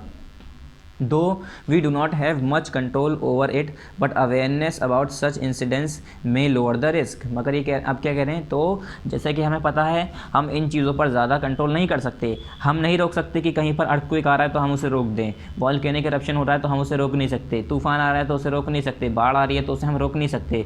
मगर हम उसके लिए कुछ अवेयरनेस है, क्या कर सकते हैं, but awareness about such incidents may lower the risk. मतलब अगर हम इसके खिलाफ इससे हम क्या हो जाएं, सावधान हो जाएं, इन सब चीज़ों से अवेयर हो जाएं, तो ये जो इंसिडेंट्स हैं, ये जो हादसे हैं, इनसे हो सकता है हमारा रिस्क जो है थोड़ा कम हो जाए। अगर आप ऐसे इलाके में रह रहे हैं जहाँ बिल्कुल ही बराबर में वॉल्केनो फट रहा है तो भाई आपकी लाइफ जाएगी जाएगी। मगर अगर हमें पता है कि इस इलाके में वॉल्केनो है, वॉल्केनिक इरप्शन होता है, लावा निकलता है, तो हमें उस इलाके में रहना ही नहीं चाहिए। हमें अवेयर रहना चाहिए कि ये एरिया अच्छा नहीं है, यहाँ पर हर महीने पे हर दिन में अर्थक्वेक आते रहते हैं या बाढ़ आती रहती है, तो वहाँ पर हम क्यों रहें। ऐसी जगह को हमें खाली कर देना चाहिए, ऐसी जगह पे हमें रहना ही नहीं चाहिए। तो उससे क्या होगा, हम जब अवेयर रहेंगे तो हमारे रिस्क भी हमारा लोअर होगा, रिस्क हमें ज़्यादा नहीं लेना पड़ेगा, ठीक है। हमारी ज़िंदगी मतलब इतनी ख़तरे में नहीं रहेगी। फिर नेक्स्ट हमारी लाइन, लास्ट टॉपिक हमारा मतलब last paragraph, we should avoid constructing buildings on fertile land. ये कह रहे हैं बच्चों, सबसे पहले हमें जो है बिल्डिंग्स बनाना फर्टाइल लैंड पे, इसे अवॉइड करना चाहिए। मतलब अगर हमें पता है कि ये लैंड, ये ज़मीन हमारी फर्टाइल है, उपजाऊ है, वहाँ पर खेती हो सकती है, तो हमें कम से कम चाहिए कि वहाँ पर हमें घर ना बनाए। मतलब ज़्यादा से ज़्यादा चाहिए कि हमें वहाँ पर घर नहीं बनाने चाहिए, वहाँ पर हमें अवॉइड करना चाहिए, जितना हो सके उतना रोकना चाहिए कि वहाँ पर घर ना बनाएं। We should not throw garbage on the land और in water and pollute them. और दूसरा कि हमें जो है गार्बेज यानी कूड़ा करकच, जो हमारा कबाड़ा होता है, जो कूड़ा होता है घर का, हमारा गार्बेज होता है, उसे जो है हमें ज़मीन पर या वाटर में या पानी पर नहीं फेंकना चाहिए और उससे गंदा नहीं करना चाहिए। अगर इन्होंने अभी जो बात की थी फर्टाइल लैंड पे, उपजाऊ ज़मीन पे कंस्ट्रक्टिंग वर्क नहीं करना चाहिए, बिल्डिंग्स नहीं बनाना चाहिए बच्चों, तो क्यों नहीं बनाने चाहिए, क्योंकि अगर देखिए, अगर हम ऊंची ऊंची बिल्डिंग्स जो है फर्टाइल लैंड पे, उपजाऊ ज़मीन पे बना देंगे, चलिए आपकी ज़मीन आपने पहले से मेंटेन कर ली और बहुत सारी चीज़ें उसमें करा जिससे आपकी ज़मीन या घर टूट के गिरेगा नहीं। मगर बच्चों वो जो फर्टाइल लैंड थी वो खेती के लिए बहुत अच्छी थी, तो एक जगह आपने जो खेती के लिए बहुत अच्छी थी उसे क्या किया, बर्बाद कर दिया, उसे आपने घर बनाने में इस्तेमाल कर लिया। घर तो आप ऐसी जगह पर बना सकते हैं जहाँ पर खेती ना हो पाए, घर हमें ऐसी जगह बनाना चाहिए जहाँ पर फर्टाइल लैंड ना हो, क्योंकि फर्टाइल लैंड हमारे किस लिए काम आ सकती है, खेती के लिए काम आ सकती है, ठीक है, फसल उगाने के लिए काम आ सकती है। और अगर हम उसे जो है फसल उगाने के बजाय वहाँ पर घर बना के बैठ जाएंगे तो फिर फसलें कहाँ होंगी, अब बंजर ज़मीन होगी, वहाँ पर तो फसल उगेगी नहीं, खेती हो नहीं पाएंगी। तो इसीलिए हमें ये कम से कम सोचना चाहिए, अवॉइड करना चाहिए, कम से कम जितना हो सके उतना कमी करनी चाहिए कि हमें घर ना बनाए ऐसी जगह पर। दूसरा है कि हमें जो है अपना जो कूड़ा करकट है, अपनी गंदगी है, उसे ज़मीन पर या इधर उधर पानी में नहीं फेंकना चाहिए और उसे पोल्यूट नहीं करना चाहिए, गंदा नहीं करना चाहिए। फिर तीसरा यहाँ पर the available land is not just for our use, ये कह रहे हैं और जो हमारी मौजूद ज़मीन है बच्चों, सिर्फ़ और सिर्फ वो हमारे यूज़ के लिए नहीं है, हमारे इस्तेमाल के लिए ही नहीं है कि अब ज़मीन है तो उसे खूब इस्तेमाल करो और उसकी देखभाल ना करो। अब किसी चीज़ का अगर आप इस्तेमाल कर रहे हैं, उसे घिसे जा रहे हैं, यूज़ करते जा रहे हैं, तो एक टाइम ऐसा आएगा वो चीज़ ख़त्म हो जाएगी या ख़राब हो जाएगी। तो अगर आप कुछ चीज़ें ऐसी हैं जिसे आप चाह रहे हैं कि वो अच्छी काम करते रहे, जैसे कोई बाइक है, अगर आप उसे चला रहे हैं, सर्विस नहीं करा रहे हैं, तो एक टाइम ऐसा आएगा बाइक आपकी ख़राब हो जाएगी, तो उसे मेंटेनेंस भी ज़रूरत पड़ती है, मेंटेनेंस की भी ज़रूरत होती है। It is our duty to make the earth a better place for future generation. तो ये कह रहे हैं जो अवेलेबल लैंड है, जो मौजूदा ज़मीन है बच्चों, वो सिर्फ़ और सिर्फ हमारे लिए यूज़ के नहीं है, हम लोगों के लिए ही इस्तेमाल के लिए नहीं दिए है खुदा ने या ऊपर वाले ने कि जाओ और खूब यूज़ करो, बल्कि ये इसलिए दिए है, ये हमारी ड्यूटी बनती है कि हम अपने अर्थ को जो है बेटर प्लेस, अच्छी जगह बनाएं, जो कि हमारी फ्यूचर जनरेशन है वो लोग भी उसे इस्तेमाल कर पाएँ। अगर हम अपनी ज़मीनों को, सारे खेतों को बर्बाद कर देंगे उसे यूज़ कर करके, और जो अगली जनरेशन आएगी, जो आगे लोग आएंगे, उन लोगों को कोई ज़मीन ही नहीं मिलेगी अच्छी। पता चले उनके ज़माने में आते आते सारी ज़मीनें बंजर हो गई, ठीक है, फर्टिलिटी गायब हो गई, बिल्कुल पोल्यूशन ही पोल्यूशन है, हर जगह गंदगी पड़ी हुई है, कूड़ा कबाड़ा, पेड़ पौधे हैं ही नहीं, बस हर जगह कोई इधर खास रहा है, कोई इधर खास रहा है, ठीक है, कहीं इधर जो है भट्टी जल रही हैं। तो इससे क्या होगा, आगे वाली जनरेशन को बहुत ज़्यादा परेशानी होगी बच्चों, और वो कमज़ोर भी होंगी। अगर हमारे एनवायरनमेंट में गंदगी होगी, पोल्यूशन होगा, तो वो कमज़ोर भी होगी वाली generation. So we should avoid using such valuable gifts of nature in a careless manner. तो ये कह रहे हैं हमें जो है इसीलिए ये अवॉइड करना चाहिए, जितना हो सके उतना कम करना चाहिए, क्या कि हम जो ये सारी चीज़ें यूज़ कर रहे हैं, जो वैल्यूएबल गिफ्ट्स हैं नेचर की तरफ से, कुदरत की तरफ से, क्या जो वैल्यूएबल गिफ्ट्स हैं हमारे कुदरत की तरफ से, जो हमारे कुदरत ने हमें, हमारे ऊपर वाले ने हमें जो ये सारे गिफ्ट्स दिए हैं यूज़ करने के लिए, हमें इन्हें जो है केयरलेस मैनर में जो हम इस्तेमाल कर रहे हैं, मतलब लापरवाही से जो हम इसे इस्तेमाल कर रहे हैं, वो लापरवाही से इस्तेमाल करने को हमें कम करना चाहिए, बल्कि हमें उसे, वो जो हमारी लापरवाही है उसे ख़त्म करनी चाहिए। और इन सब चीज़ों को हमें बहुत अच्छे से इस्तेमाल करना चाहिए, जिससे हमारी जो आगे वाली जनरेशन है वो भी इसे इस्तेमाल कर पाए और हम भी इसे अच्छे से इस्तेमाल कर पाएँ। ठीक है, फिर अब आ जाइए बच्चों इसकी एक्सरसाइजेस पे। सारी इसकी एक्सरसाइजेज 1 बाय 1 करेंगे। पहला क्या है हमारा, चूज़ द करेक्ट आंसर।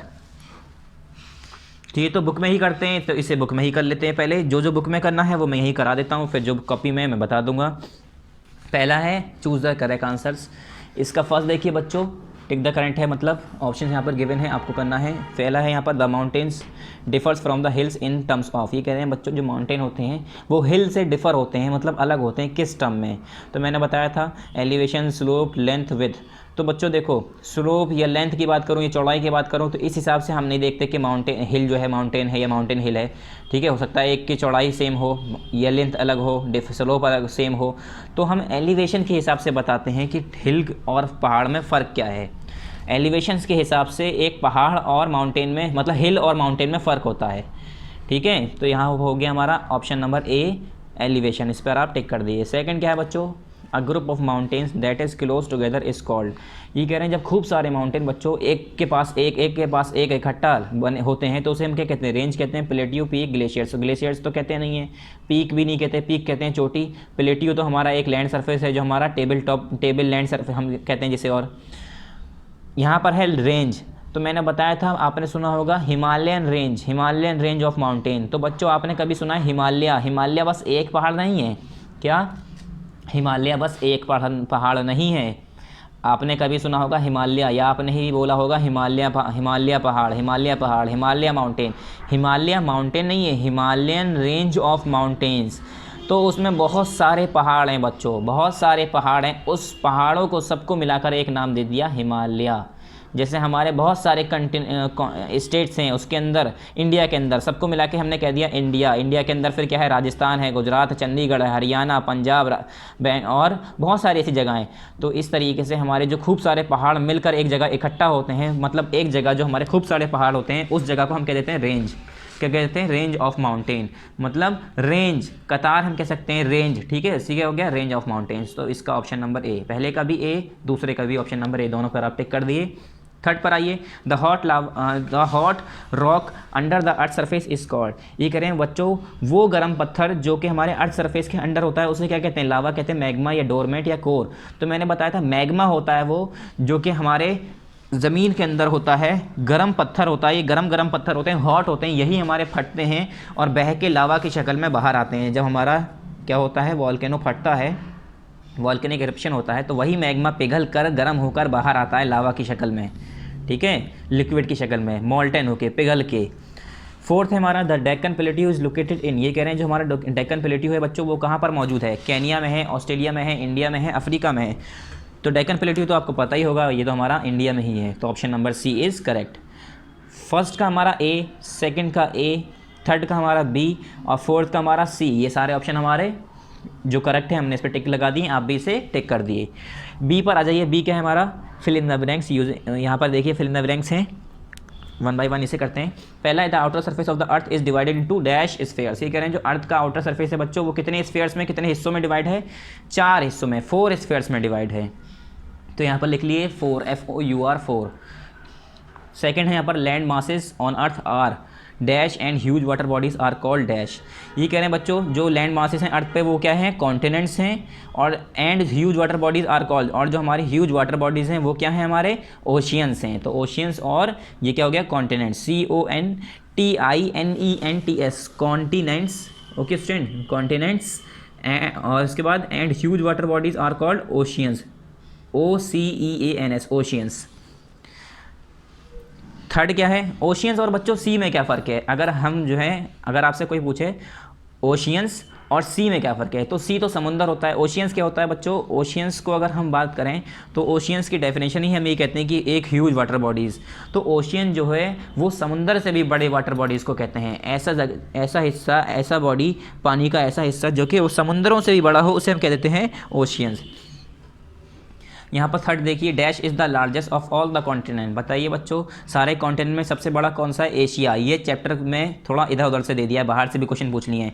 अब ये एशिया के बारे में तो इसमें बात ही नहीं की है, तो ये वाला हमारा क्या है, Asia is the largest of all the continents. हम सबको ही पता है हमारा एशिया जो है वो हमारा क्या है, सभी कॉन्टिनेंट में सबसे बड़ा है। उसके बाद फोर्थ है हमारा the dash circle passes through Europe. ये कह रहे हैं बच्चों कौन सा सर्कल जो है जो हमारा यूरोप से पास होता है, तो हमें पता है आर्टिक सर्कल। कौन सा, आर्टिक सर्कल हमारा कहाँ से पास होता है, यूरोप से। तो इसे आप देख लिए, इसे कर लिए अच्छे से। नेक्स्ट हमारी एक्सरसाइज है exercise D, distinguish between the following. Sorry students, अगली हमारी सी एक्सरसाइज है, डी तो हम बाद में करेंगे, पहले हमारी सी है। और हाँ, ये जो हमारे फिल इन द ब्लैंक्स है ये थोड़े इस चैप्टर से बाहर से हैं बच्चों, आप इसे कर लिएगा, मैंने करा दिए। जैसे कि हमारा ये वाला, ये हमारा पहला फिल इन द ब्लैंक्स जो है पिछले से ले लिया है, ठीक है। ये इस चैप्टर से क्वेश्चन पूछे ही नहीं है उन्होंने, ये क्वेश्चन इन्होंने इधर उधर से चैप्टर से पूछ लिए हैं, मगर क्वेश्चन ठीक है तो हम इसे करेंगे, ठीक है। इसमें ऐसा नहीं है कि कुछ गलत हो। तो ये सारे हमारे जो फिल इन द ब्लैंक्स हैं ये थोड़े बाहर से हैं बच्चों, ठीक है। जैसे हमारा Arctic circle passes through the Europe, ये आर्टिक सर्कल की बात ही नहीं की है, तो ये कहाँ से आ गया। Asia is the largest of the continents. ये कह रहे हैं हमारा जो एशिया है सभी कॉन्टिनेंट में, हमारे 7 कॉन्टिनेंट में बच्चों, हमने पिछली बार बताया था, उसमें एशिया हमारा सबसे बड़ा है। तो ये सारी चीज़ें हम पहले पिछले चैप्टर्स में पढ़ चुके हैं, उन पिछले चैप्टर में से एक एक फिल इन द ब्लैंक्स इधर उधर से उठा के दे दिए हैं इसमें। तो इसे हम कर लेंगे क्योंकि हम पहले से पढ़ चुके हैं, तो ये इतना मुश्किल नहीं है। अब आ जाइए एक्सरसाइज सी पर, डिफाइन द फॉलोइंग टर्म्स। अब ये हमें डिफाइन करना है बच्चों, 2 हमने कराए हैं, तीसरा यानी सेकंड जो है आपको इरोजन, इसकी डेफिनेशन लिखनी है। इरोजन क्या होता है मैंने बताया था, इरोजन क्या होता है 2-3 तरीके से होता है। वाटर से सॉइल इरोजन होता है एक सिंपल, या हम सिंपल इरोजन की बात करें, इरोजन मतलब होता है डिग्रेडेशन ऑफ लैंड सरफेस, या जैसे भी आप इसे खुद ही डिफाइन करेंगे, ठीक है। मैं इसे बिल्कुल नहीं बताऊंगा, तो आपको ये खुद करना है, ये आपका होमवर्क है। ये आपकी इसकी डेफिनेशन आप खुद लिखेंगे इरोजन की। ये इस चैप्टर का नहीं है, मतलब है इस रिलेटेड, इससे ही रिलेटेड है, थोड़ा बाहर से पूछ लिया है, मगर ये सारी चीज़ें मैं आपको पढ़ा चुका हूँ पिछले चैप्टर्स में कि इरोजन क्या होता है।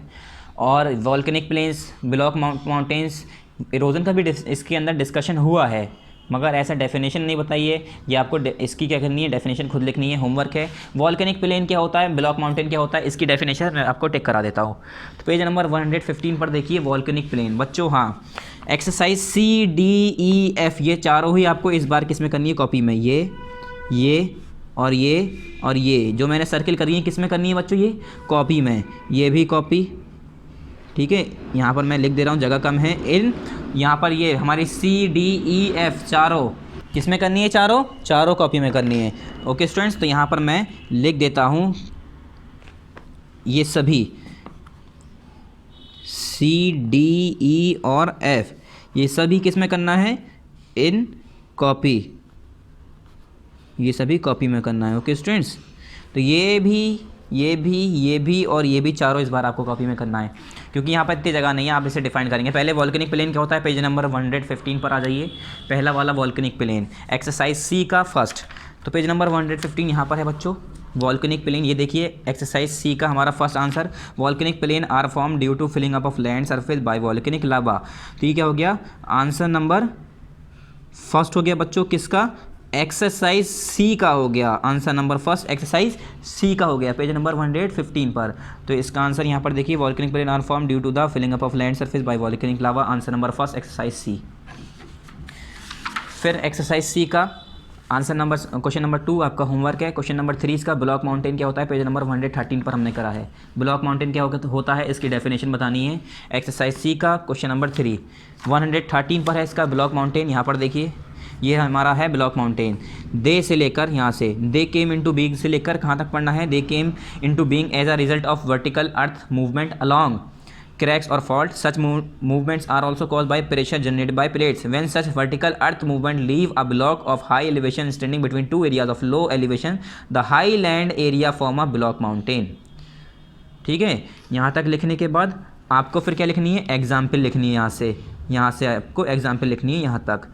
तो ये वाली लाइन बस बीच में छोड़ देनी है, such mountain are usually steep sided, ये छोड़ देनी है बस, पूरी यहाँ से करनी है दे से लेकर एक्सेट्रा तक। ओके, ये वाली लाइन जो मैंने कट कर दी है, जिस पे लाइन खींच दी है, ये हटा के बस यहाँ से लेकर पूरा यहाँ तक, ये क्या हो गया बच्चों, ये हो गया आपका आंसर नंबर 2, 2 तो होमवर्क है। आंसर नंबर 3 एक्सरसाइज कौन सी है, सी है, तो यहाँ पर लिख दूंगा मैं C, exercise C answer number 3। Okay, ये आप देख लीजिए आंसर नंबर 3 हो गया एक्सरसाइज सी का। ये एक्सरसाइज दे रहा हूँ मैं यहाँ पर, ये एक्सरसाइज है। फिर आ जाइए इसकी क्वेश्चन पर, तो ये भी हो गया हमारा पेज नंबर 13 पर ब्लॉक माउंटेन्स। अब आया हमारा डिस्टिंग्विश बिटवीन द फॉलोइंग, इनके बीच में हमें डिस्टिंग्विश करना है, मतलब सिंपली दोनों के बारे में बताना है।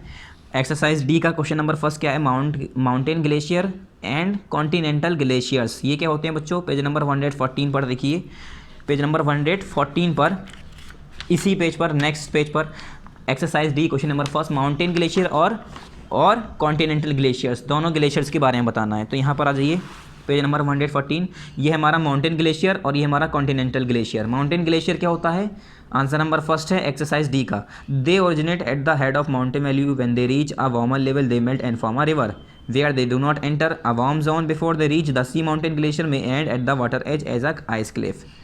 ये तो हो गया हमारा माउंटेन और वैली ग्लेशियर्स की डेफिनेशन, माउंटेन ग्लेशियर और वैली ग्लेशियर भी कहते हैं इसे, ये हो गया हमारा। फिर कॉन्टिनेंटल इन्होंने ग्लेशियर पूछा है, क्या पूछा है, कॉन्टिनेंटल ग्लेशियर्स पूछा है। ये क्या होता है continental glacier, these are sheets of thick ice covering extensive areas including valley, mountain, plains and plateaus, they now exist only in Greenland and Antarctica. In polar region glacier reach down to the sea and their portion are broken off. तो ये भी बच्चों पूरा ही लिखना पड़ेगा, इसमें इतने main कुछ ज़्यादा दिया नहीं है, तो आपको ये सारा ही लिखना पड़ेगा। ओके स्टूडेंट्स, तो ये क्या हो गया, आंसर नंबर फर्स्ट हो गया एक्सरसाइज डी का, answer number first exercise D का, ये भी हमारा आंसर नंबर फर्स्ट एक्सरसाइज कौन सी है, डी का, ठीक है, ये एक्सरसाइज डी है हमारा, इसका पहला पॉइंट हो गया हमारा। फिर ये हो गया हमारा यहाँ से यहाँ तक पूरा, ये आपको डेफिनेशन इसकी हेडिंग तो लिखनी पड़ेगी। फिर ये हो गया हमारा answer number first exercise D का, ठीक है, सेकंड पॉइंट। पहले हमारी माउंटेन और वैली ग्लेशियर की डेफिनेशन, फिर कॉन्टिनेंटल ग्लेशियर की डेफिनेशन। फिर से आ जाइए क्वेश्चन आंसर पर, ये हमने टिक कर दिया है पूरा, यहाँ से यहाँ तक एक इसकी, फिर यहाँ से यहाँ तक इसकी। ओके स्टूडेंट्स, तो हो सकता है एग्जाम में यही क्वेश्चन पूछ ले, या फिर हो सकता है डायरेक्ट पूछ ले व्हाट इज़ माउंटेन ग्लेशियर या डिफाइन कॉन्टिनेंटल ग्लेशियर, ठीक है, तो आपको आसानी होगी, एक के बारे में बताना होगा। चलिए वापस आ जाइए, तो हमारा आंसर नंबर फर्स्ट हमने बता दिया डी का। सेकंड देखिए, volcanic mountain and fold mountains, volcanic mountain और फोल्ड माउंटेन की डेफिनेशन लिखनी है पेज नंबर 113 पर, वॉल्केनिक और fold mountain, question 2 exercise D. Volcanic mountain और फोल्ड माउंटेन के मैंने बारे में यहाँ पर लिखवाया था। फोल्ड माउंटेन देखिए, they arise because the rocks in them have been buckled and crumpled by pressure just as a table cloth when pushed along a table wrinkles into folds, the rocks of the earth's crust react to lateral pressure to form folds। तो यहाँ से यहाँ तक तो इसकी definition हो गई, ठीक है, यहाँ से यहाँ तक। It is now believe that all big mountain like the Himalayas, the Andes यानी साउथ अमेरिका का, द रॉकीज नॉर्थ अमेरिका का, एल्प्स यूरोप का, were form by colliding plates.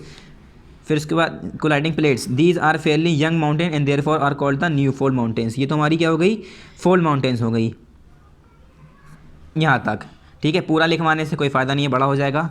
फिर उसके बाद ये हो गया हमारा फोल्ड माउंटेन। दूसरा क्या पूछा है बच्चों इन्होंने, दूसरा क्या पूछा है, फोल्ड माउंटेन और वॉल्केनिक माउंटेन, दूसरा है डी का।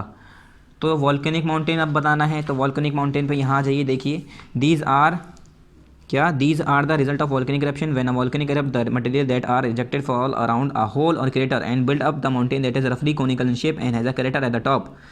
उसके बाद यहाँ तक तो डेफिनेशन हो गई। उसके बाद एग्जाम्पल हो गई, Fujiyama in Japan, Vesuvius in Italy and the Chimborazo and Cotopaxi in South America. ये तो तीनों एग्जाम्पल हो गई। तो यहाँ तक आपको लिखना है, ज़रूरी नहीं पूरी लैंग्वेज लिखें, डायरेक्ट आप लिख सकते हैं एग्जाम्पल करके फिर तीनों नाम लिख दिएगा, ठीक है। तो यहाँ से लेकर यहाँ तक क्या हो गई, हमारी इसकी डेफिनेशन हो गई।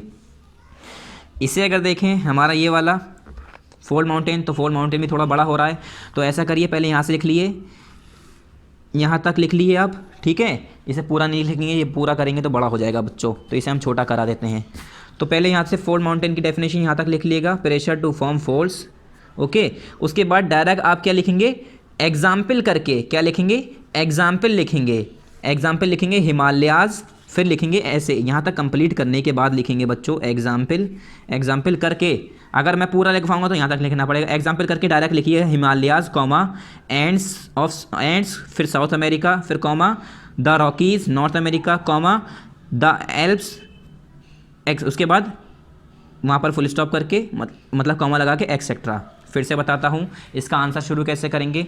वॉल्केनिक माउंटेन की डेफिनेशन है, पहले वॉल्केनिक माउंटेन की डेफिनेशन यहाँ से यहाँ तक लिख लेंगे, ठीक है, टॉप तक लिखने के बाद उसके बाद एग्जाम्पल करके लिखेंगे Fujiyama in Japan, Vesuvius in Italy and the Chimborazo and Cotopaxi in South America, यहाँ तक कर लेंगे एग्जाम्पल करके, ठीक है, ये हो जाएगा आपका।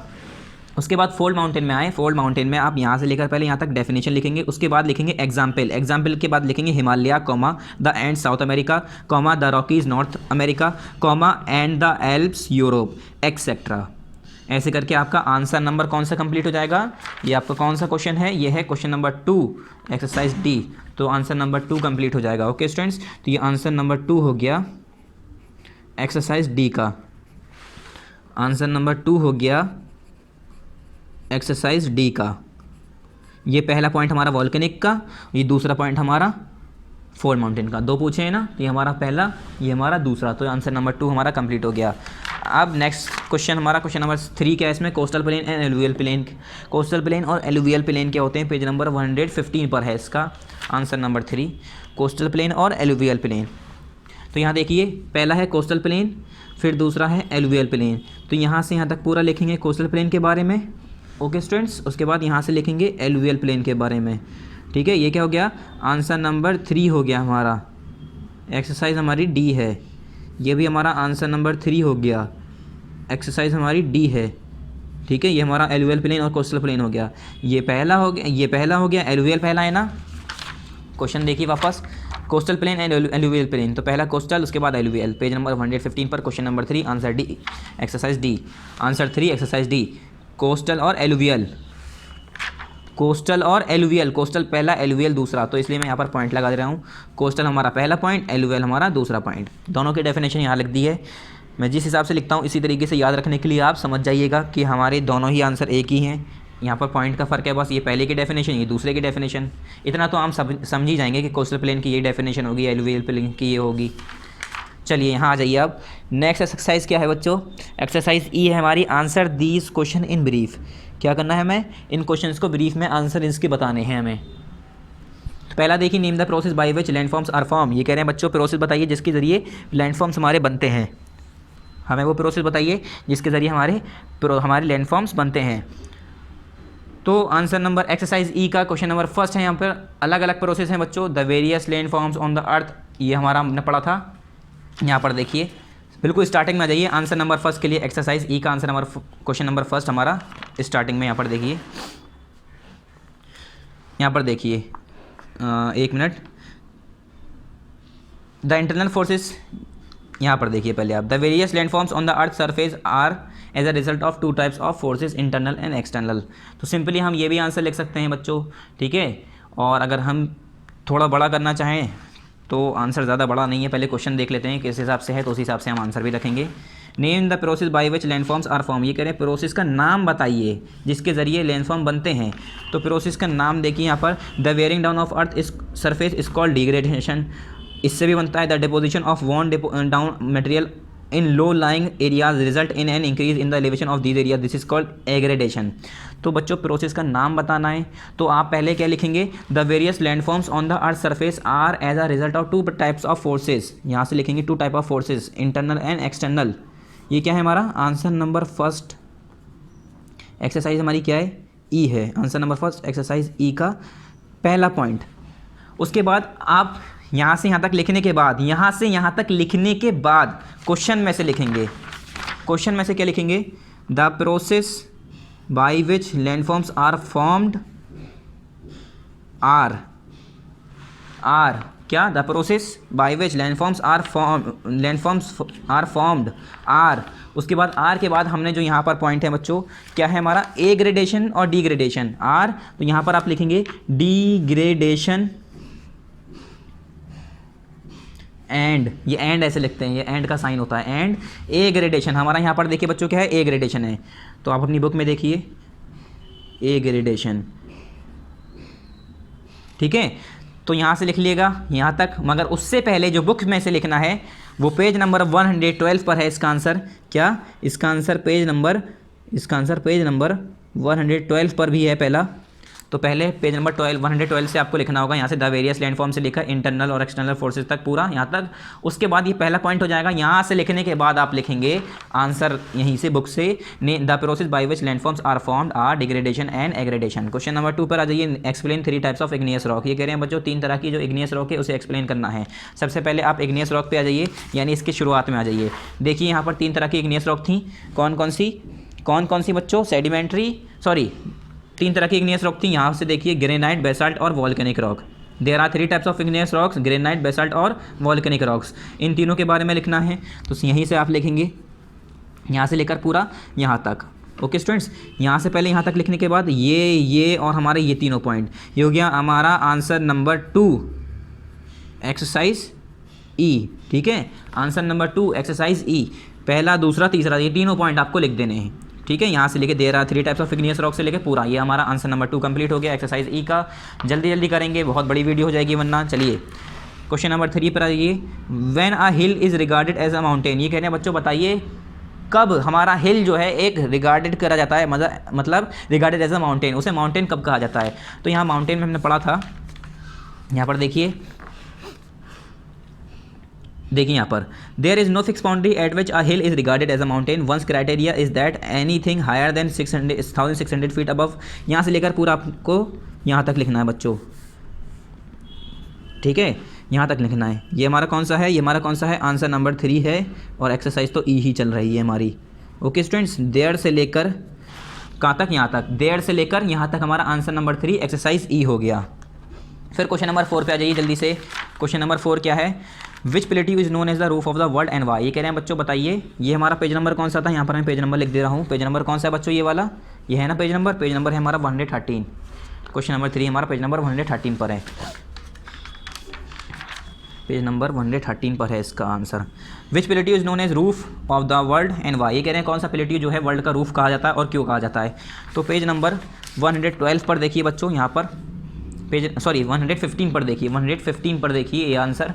The Tibetan plateau is the highest plateau is the in the world with इतना height meters above the mean sea level, it is called the roof of the world. तो यहाँ से लेकर ये पूरा पॉइंट आपको लिखना है। आंसर नंबर 4 है ना बच्चों? चलिए देख लेते हैं अभी आंसर नंबर 4 एक्सरसाइज ई का, पेज नंबर 115। तो आंसर नंबर 4 विच प्लेट्यू वाला पेज नंबर 115 पर हमने पूरा आपको मार्क करा दिया है। ये जो आपके येलो बॉक्स में है या ऑरेंज बॉक्स, जो भी बॉक्स हो, पेज नंबर 115 पर ये वाला पूरा बॉक्स, ये वाला आंसर नंबर 4 है एक्सरसाइज ई का बच्चों। यहाँ से भी लिख सकते हैं और यहाँ पर ऊपर भी लिखा था हमारा, ठीक है, तिब्बत प्लेट्यू के बारे में। तो ये हमारा आंसर ये ज़्यादा सही है, छोटा है, ईजी है। तो यहाँ से यहाँ तक आंसर नंबर 4 हो गया है। क्वेश्चन नंबर 5 क्या है? Question number 5, why are plateaus important for us. ये कह रहे हैं बच्चों ये बताओ कि प्लेट्यूज जो है हमारे लिए इंपॉर्टेंट क्यों होते हैं। तो यहाँ पर देखिए यूज़ ऑफ प्लेट्यूज में आइए। Plateaus are rich in mineral. तो आप कैसे लिखेंगे? आंसर पहले बुक से ही लिखेंगे। प्लेट्यूज क्या लिखेंगे? प्लेट्यूज यहाँ पर बीच में लिखेंगे आर।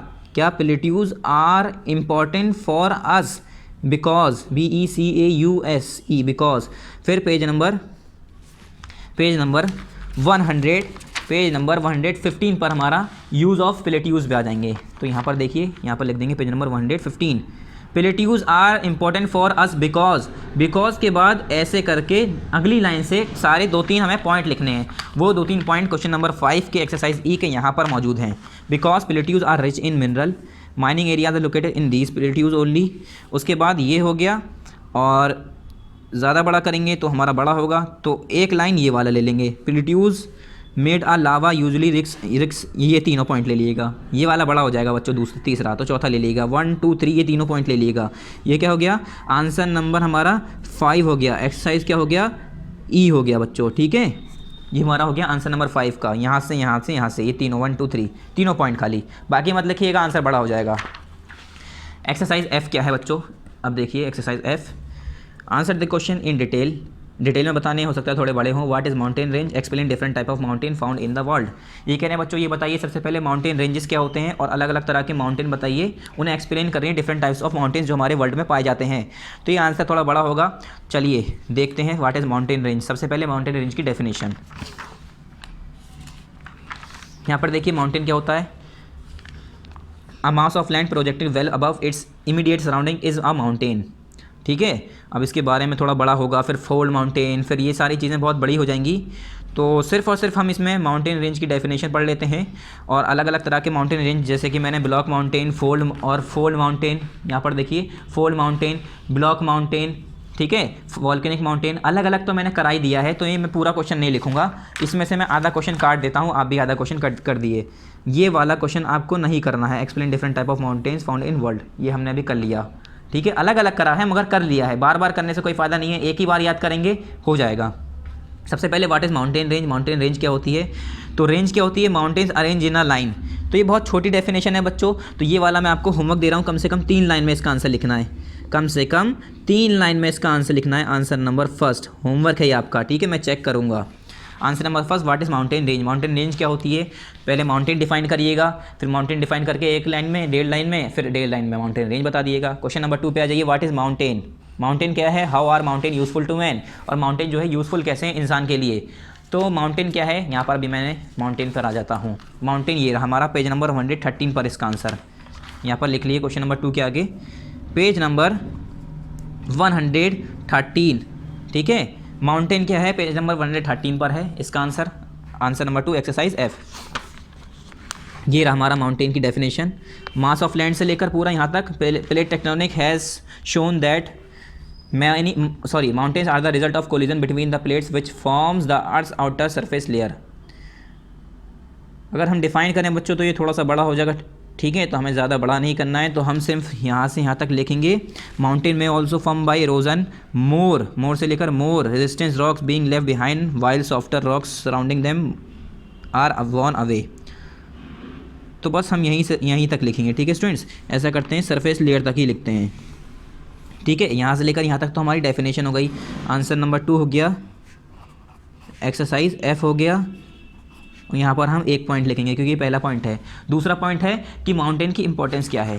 क्वेश्चन देखिए, how are mountain useful to man. ये कह रहे हैं जो माउंटेन है वो इंसान के लिए यूज़फुल क्यों है। तो पहला हमने माउंटेन की डेफिनेशन बता दी, अब यूज़फुल क्यों है ये बताना है। पेज नंबर 113 पर हमने बताया कि माउंटेन होता क्या है। पेज नंबर यहाँ पर देखिए, यूजेस ऑफ माउंटेन, ये रहा यूजेस ऑफ माउंटेन। एक मिनट बच्चों, अब देखिए यूजेस ऑफ माउंटेन ये है पेज नंबर 114 पर, तो मैं क्वेश्चन के आगे पेज नंबर 114 भी लिख दूंगा, इसीलिए मैंने यहाँ पर जगह छोड़ रखी थी। तो पेज नंबर 114 पर हो जाएगा माउंटेन के यूजेस। तो यहाँ पर देखिए पेज नंबर 114 पर यूजेस ऑफ माउंटेन, यहाँ से लिखना है mountains are very important and useful for all the living beings of earth. यहाँ से लिखने के बाद 1 2 3 के बाद यहाँ पर कॉमा और एक्सेट्रा, ठीक है, यहाँ तक आंसर कंप्लीट हो जाएगा। यहाँ से क्या है हमारा, ये आंसर नंबर 2 है बच्चों, आंसर नंबर 2 है, एक्सरसाइज F है और उसका दूसरा पॉइंट है। अभी हमने इससे पहले बताया माउंटेन की डेफिनेशन, यहाँ पर ये आंसर नंबर 2 था, F का पहला पॉइंट था, खाली डेफिनेशन थी यहाँ से यहाँ तक। फिर उसके बाद हमने माउंटेन के यूजेस बताए, तो उसमें 1 2 3 खाली 3 पॉइंट लिखिएगा, उसके बाद एक्सेट्रा, क्योंकि बहुत सारे पॉइंट है, सारे लिखेंगे बहुत बड़ा आंसर हो जाएगा। ओके स्टूडेंट्स, यहाँ पर आंसर नंबर 2 F का complete. Next question, question number 3, give a plains, what are plains and how are they formed, why world's maximum population is concentrated in plains, give reason for your answer. ये थोड़ा बड़ा है, 3 question पूछ लिए इन्होंने कि पहले प्लेन क्या होता है, वो बनते कैसे हैं, उसके बाद ये बताओ कि वहाँ पर लोग बाग ज़्यादा क्यों रहते हैं, वहाँ पर लोग बाग क्यों रहते हैं ज़्यादा प्लेन्स एरियाज़ में। तो प्लेन्स क्या है, पहले उसकी डेफिनेशन देखते हैं बच्चों। Question number 3 exercise F, plains क्या है, plains is a large stretch of low land which may be extremely level और may have a slightly rolling surface.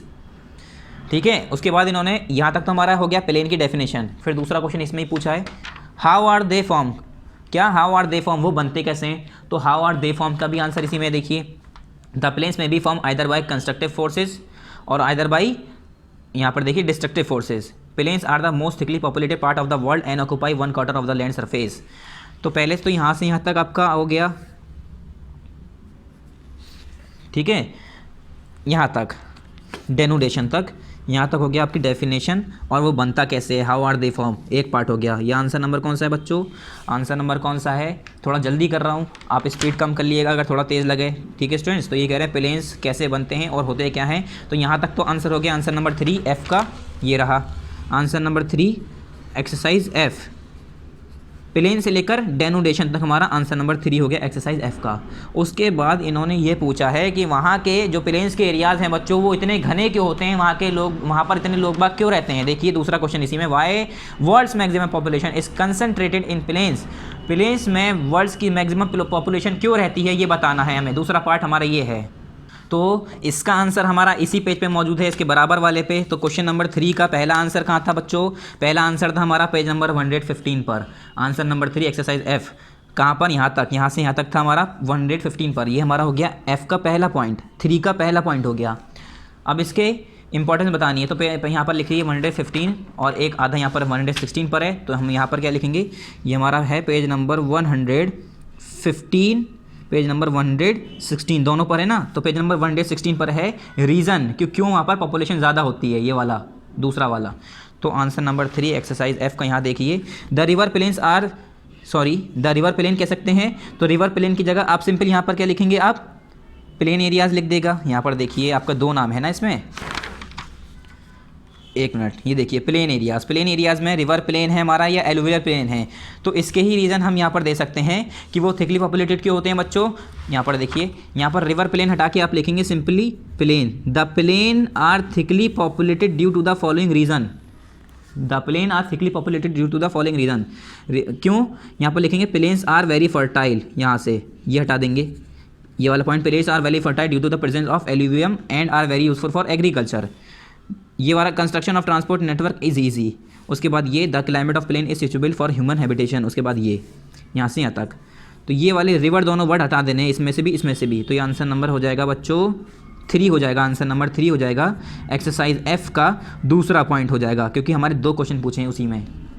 Okay students, last question हमारा जल्दी से करेंगे, what are plateaus, discuss the different type of different uses of plateaus, plateaus क्या होते हैं उसके different usage बताने हैं।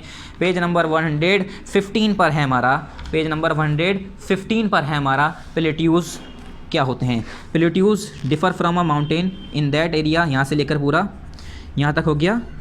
आंसर नंबर 5, आंसर नंबर कौन सा है बच्चों, आंसर नंबर 4 है, तो हमें 4 ही लिखना पड़ेगा। पेज नंबर 115 पर आंसर नंबर 4, तो यहाँ पर आंसर नंबर 4 कर दिए हमने, गलती से 5 लिख दिया है।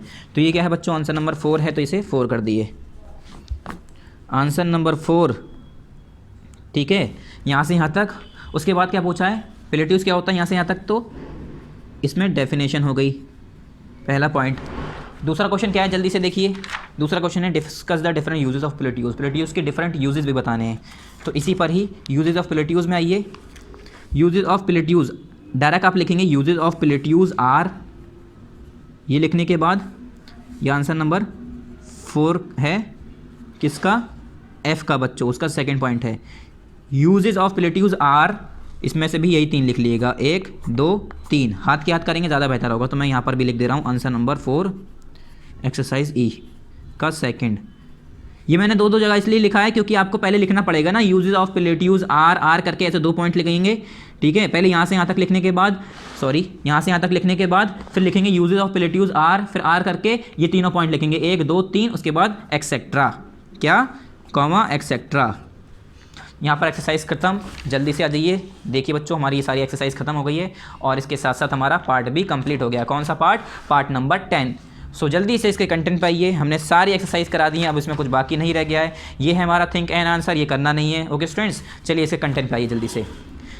तो आप इसका सिलेबस देखिए बच्चों, हमने major landform of the earth इसका 10 पार्ट भी कर दिया, यानी हमारा चैप्टर कंप्लीट, यानी हमारा PA2 का सिलेबस बच्चों कंप्लीट हो गया है। आपको चैप्टर 5 और 6 दोनों तैयार कर लेने ज्योग्राफी में। हिस्ट्री में आपका 6 हो गया, 7 तक नेक्स्ट टाइम पढ़ेंगे। अब जो हमारा होगा हिस्ट्री का 7th होगा और उसके बाद हमारा सिविक्स का 6th होगा। इसमें भी 2 चैप्टर हैं, 5 और 6, या तो फिर हम हिस्ट्री का 7th पढ़ेंगे या 6 इसका सिविक्स का 6 पढ़ेंगे। इन दोनों में से कोई एक चैप्टर पढ़ेंगे जो हमारे बाकी रह गए हैं। So thank you very much students, थोड़ी वीडियो बड़ी हो गई, सॉरी। अस्सलाम वालेकुम।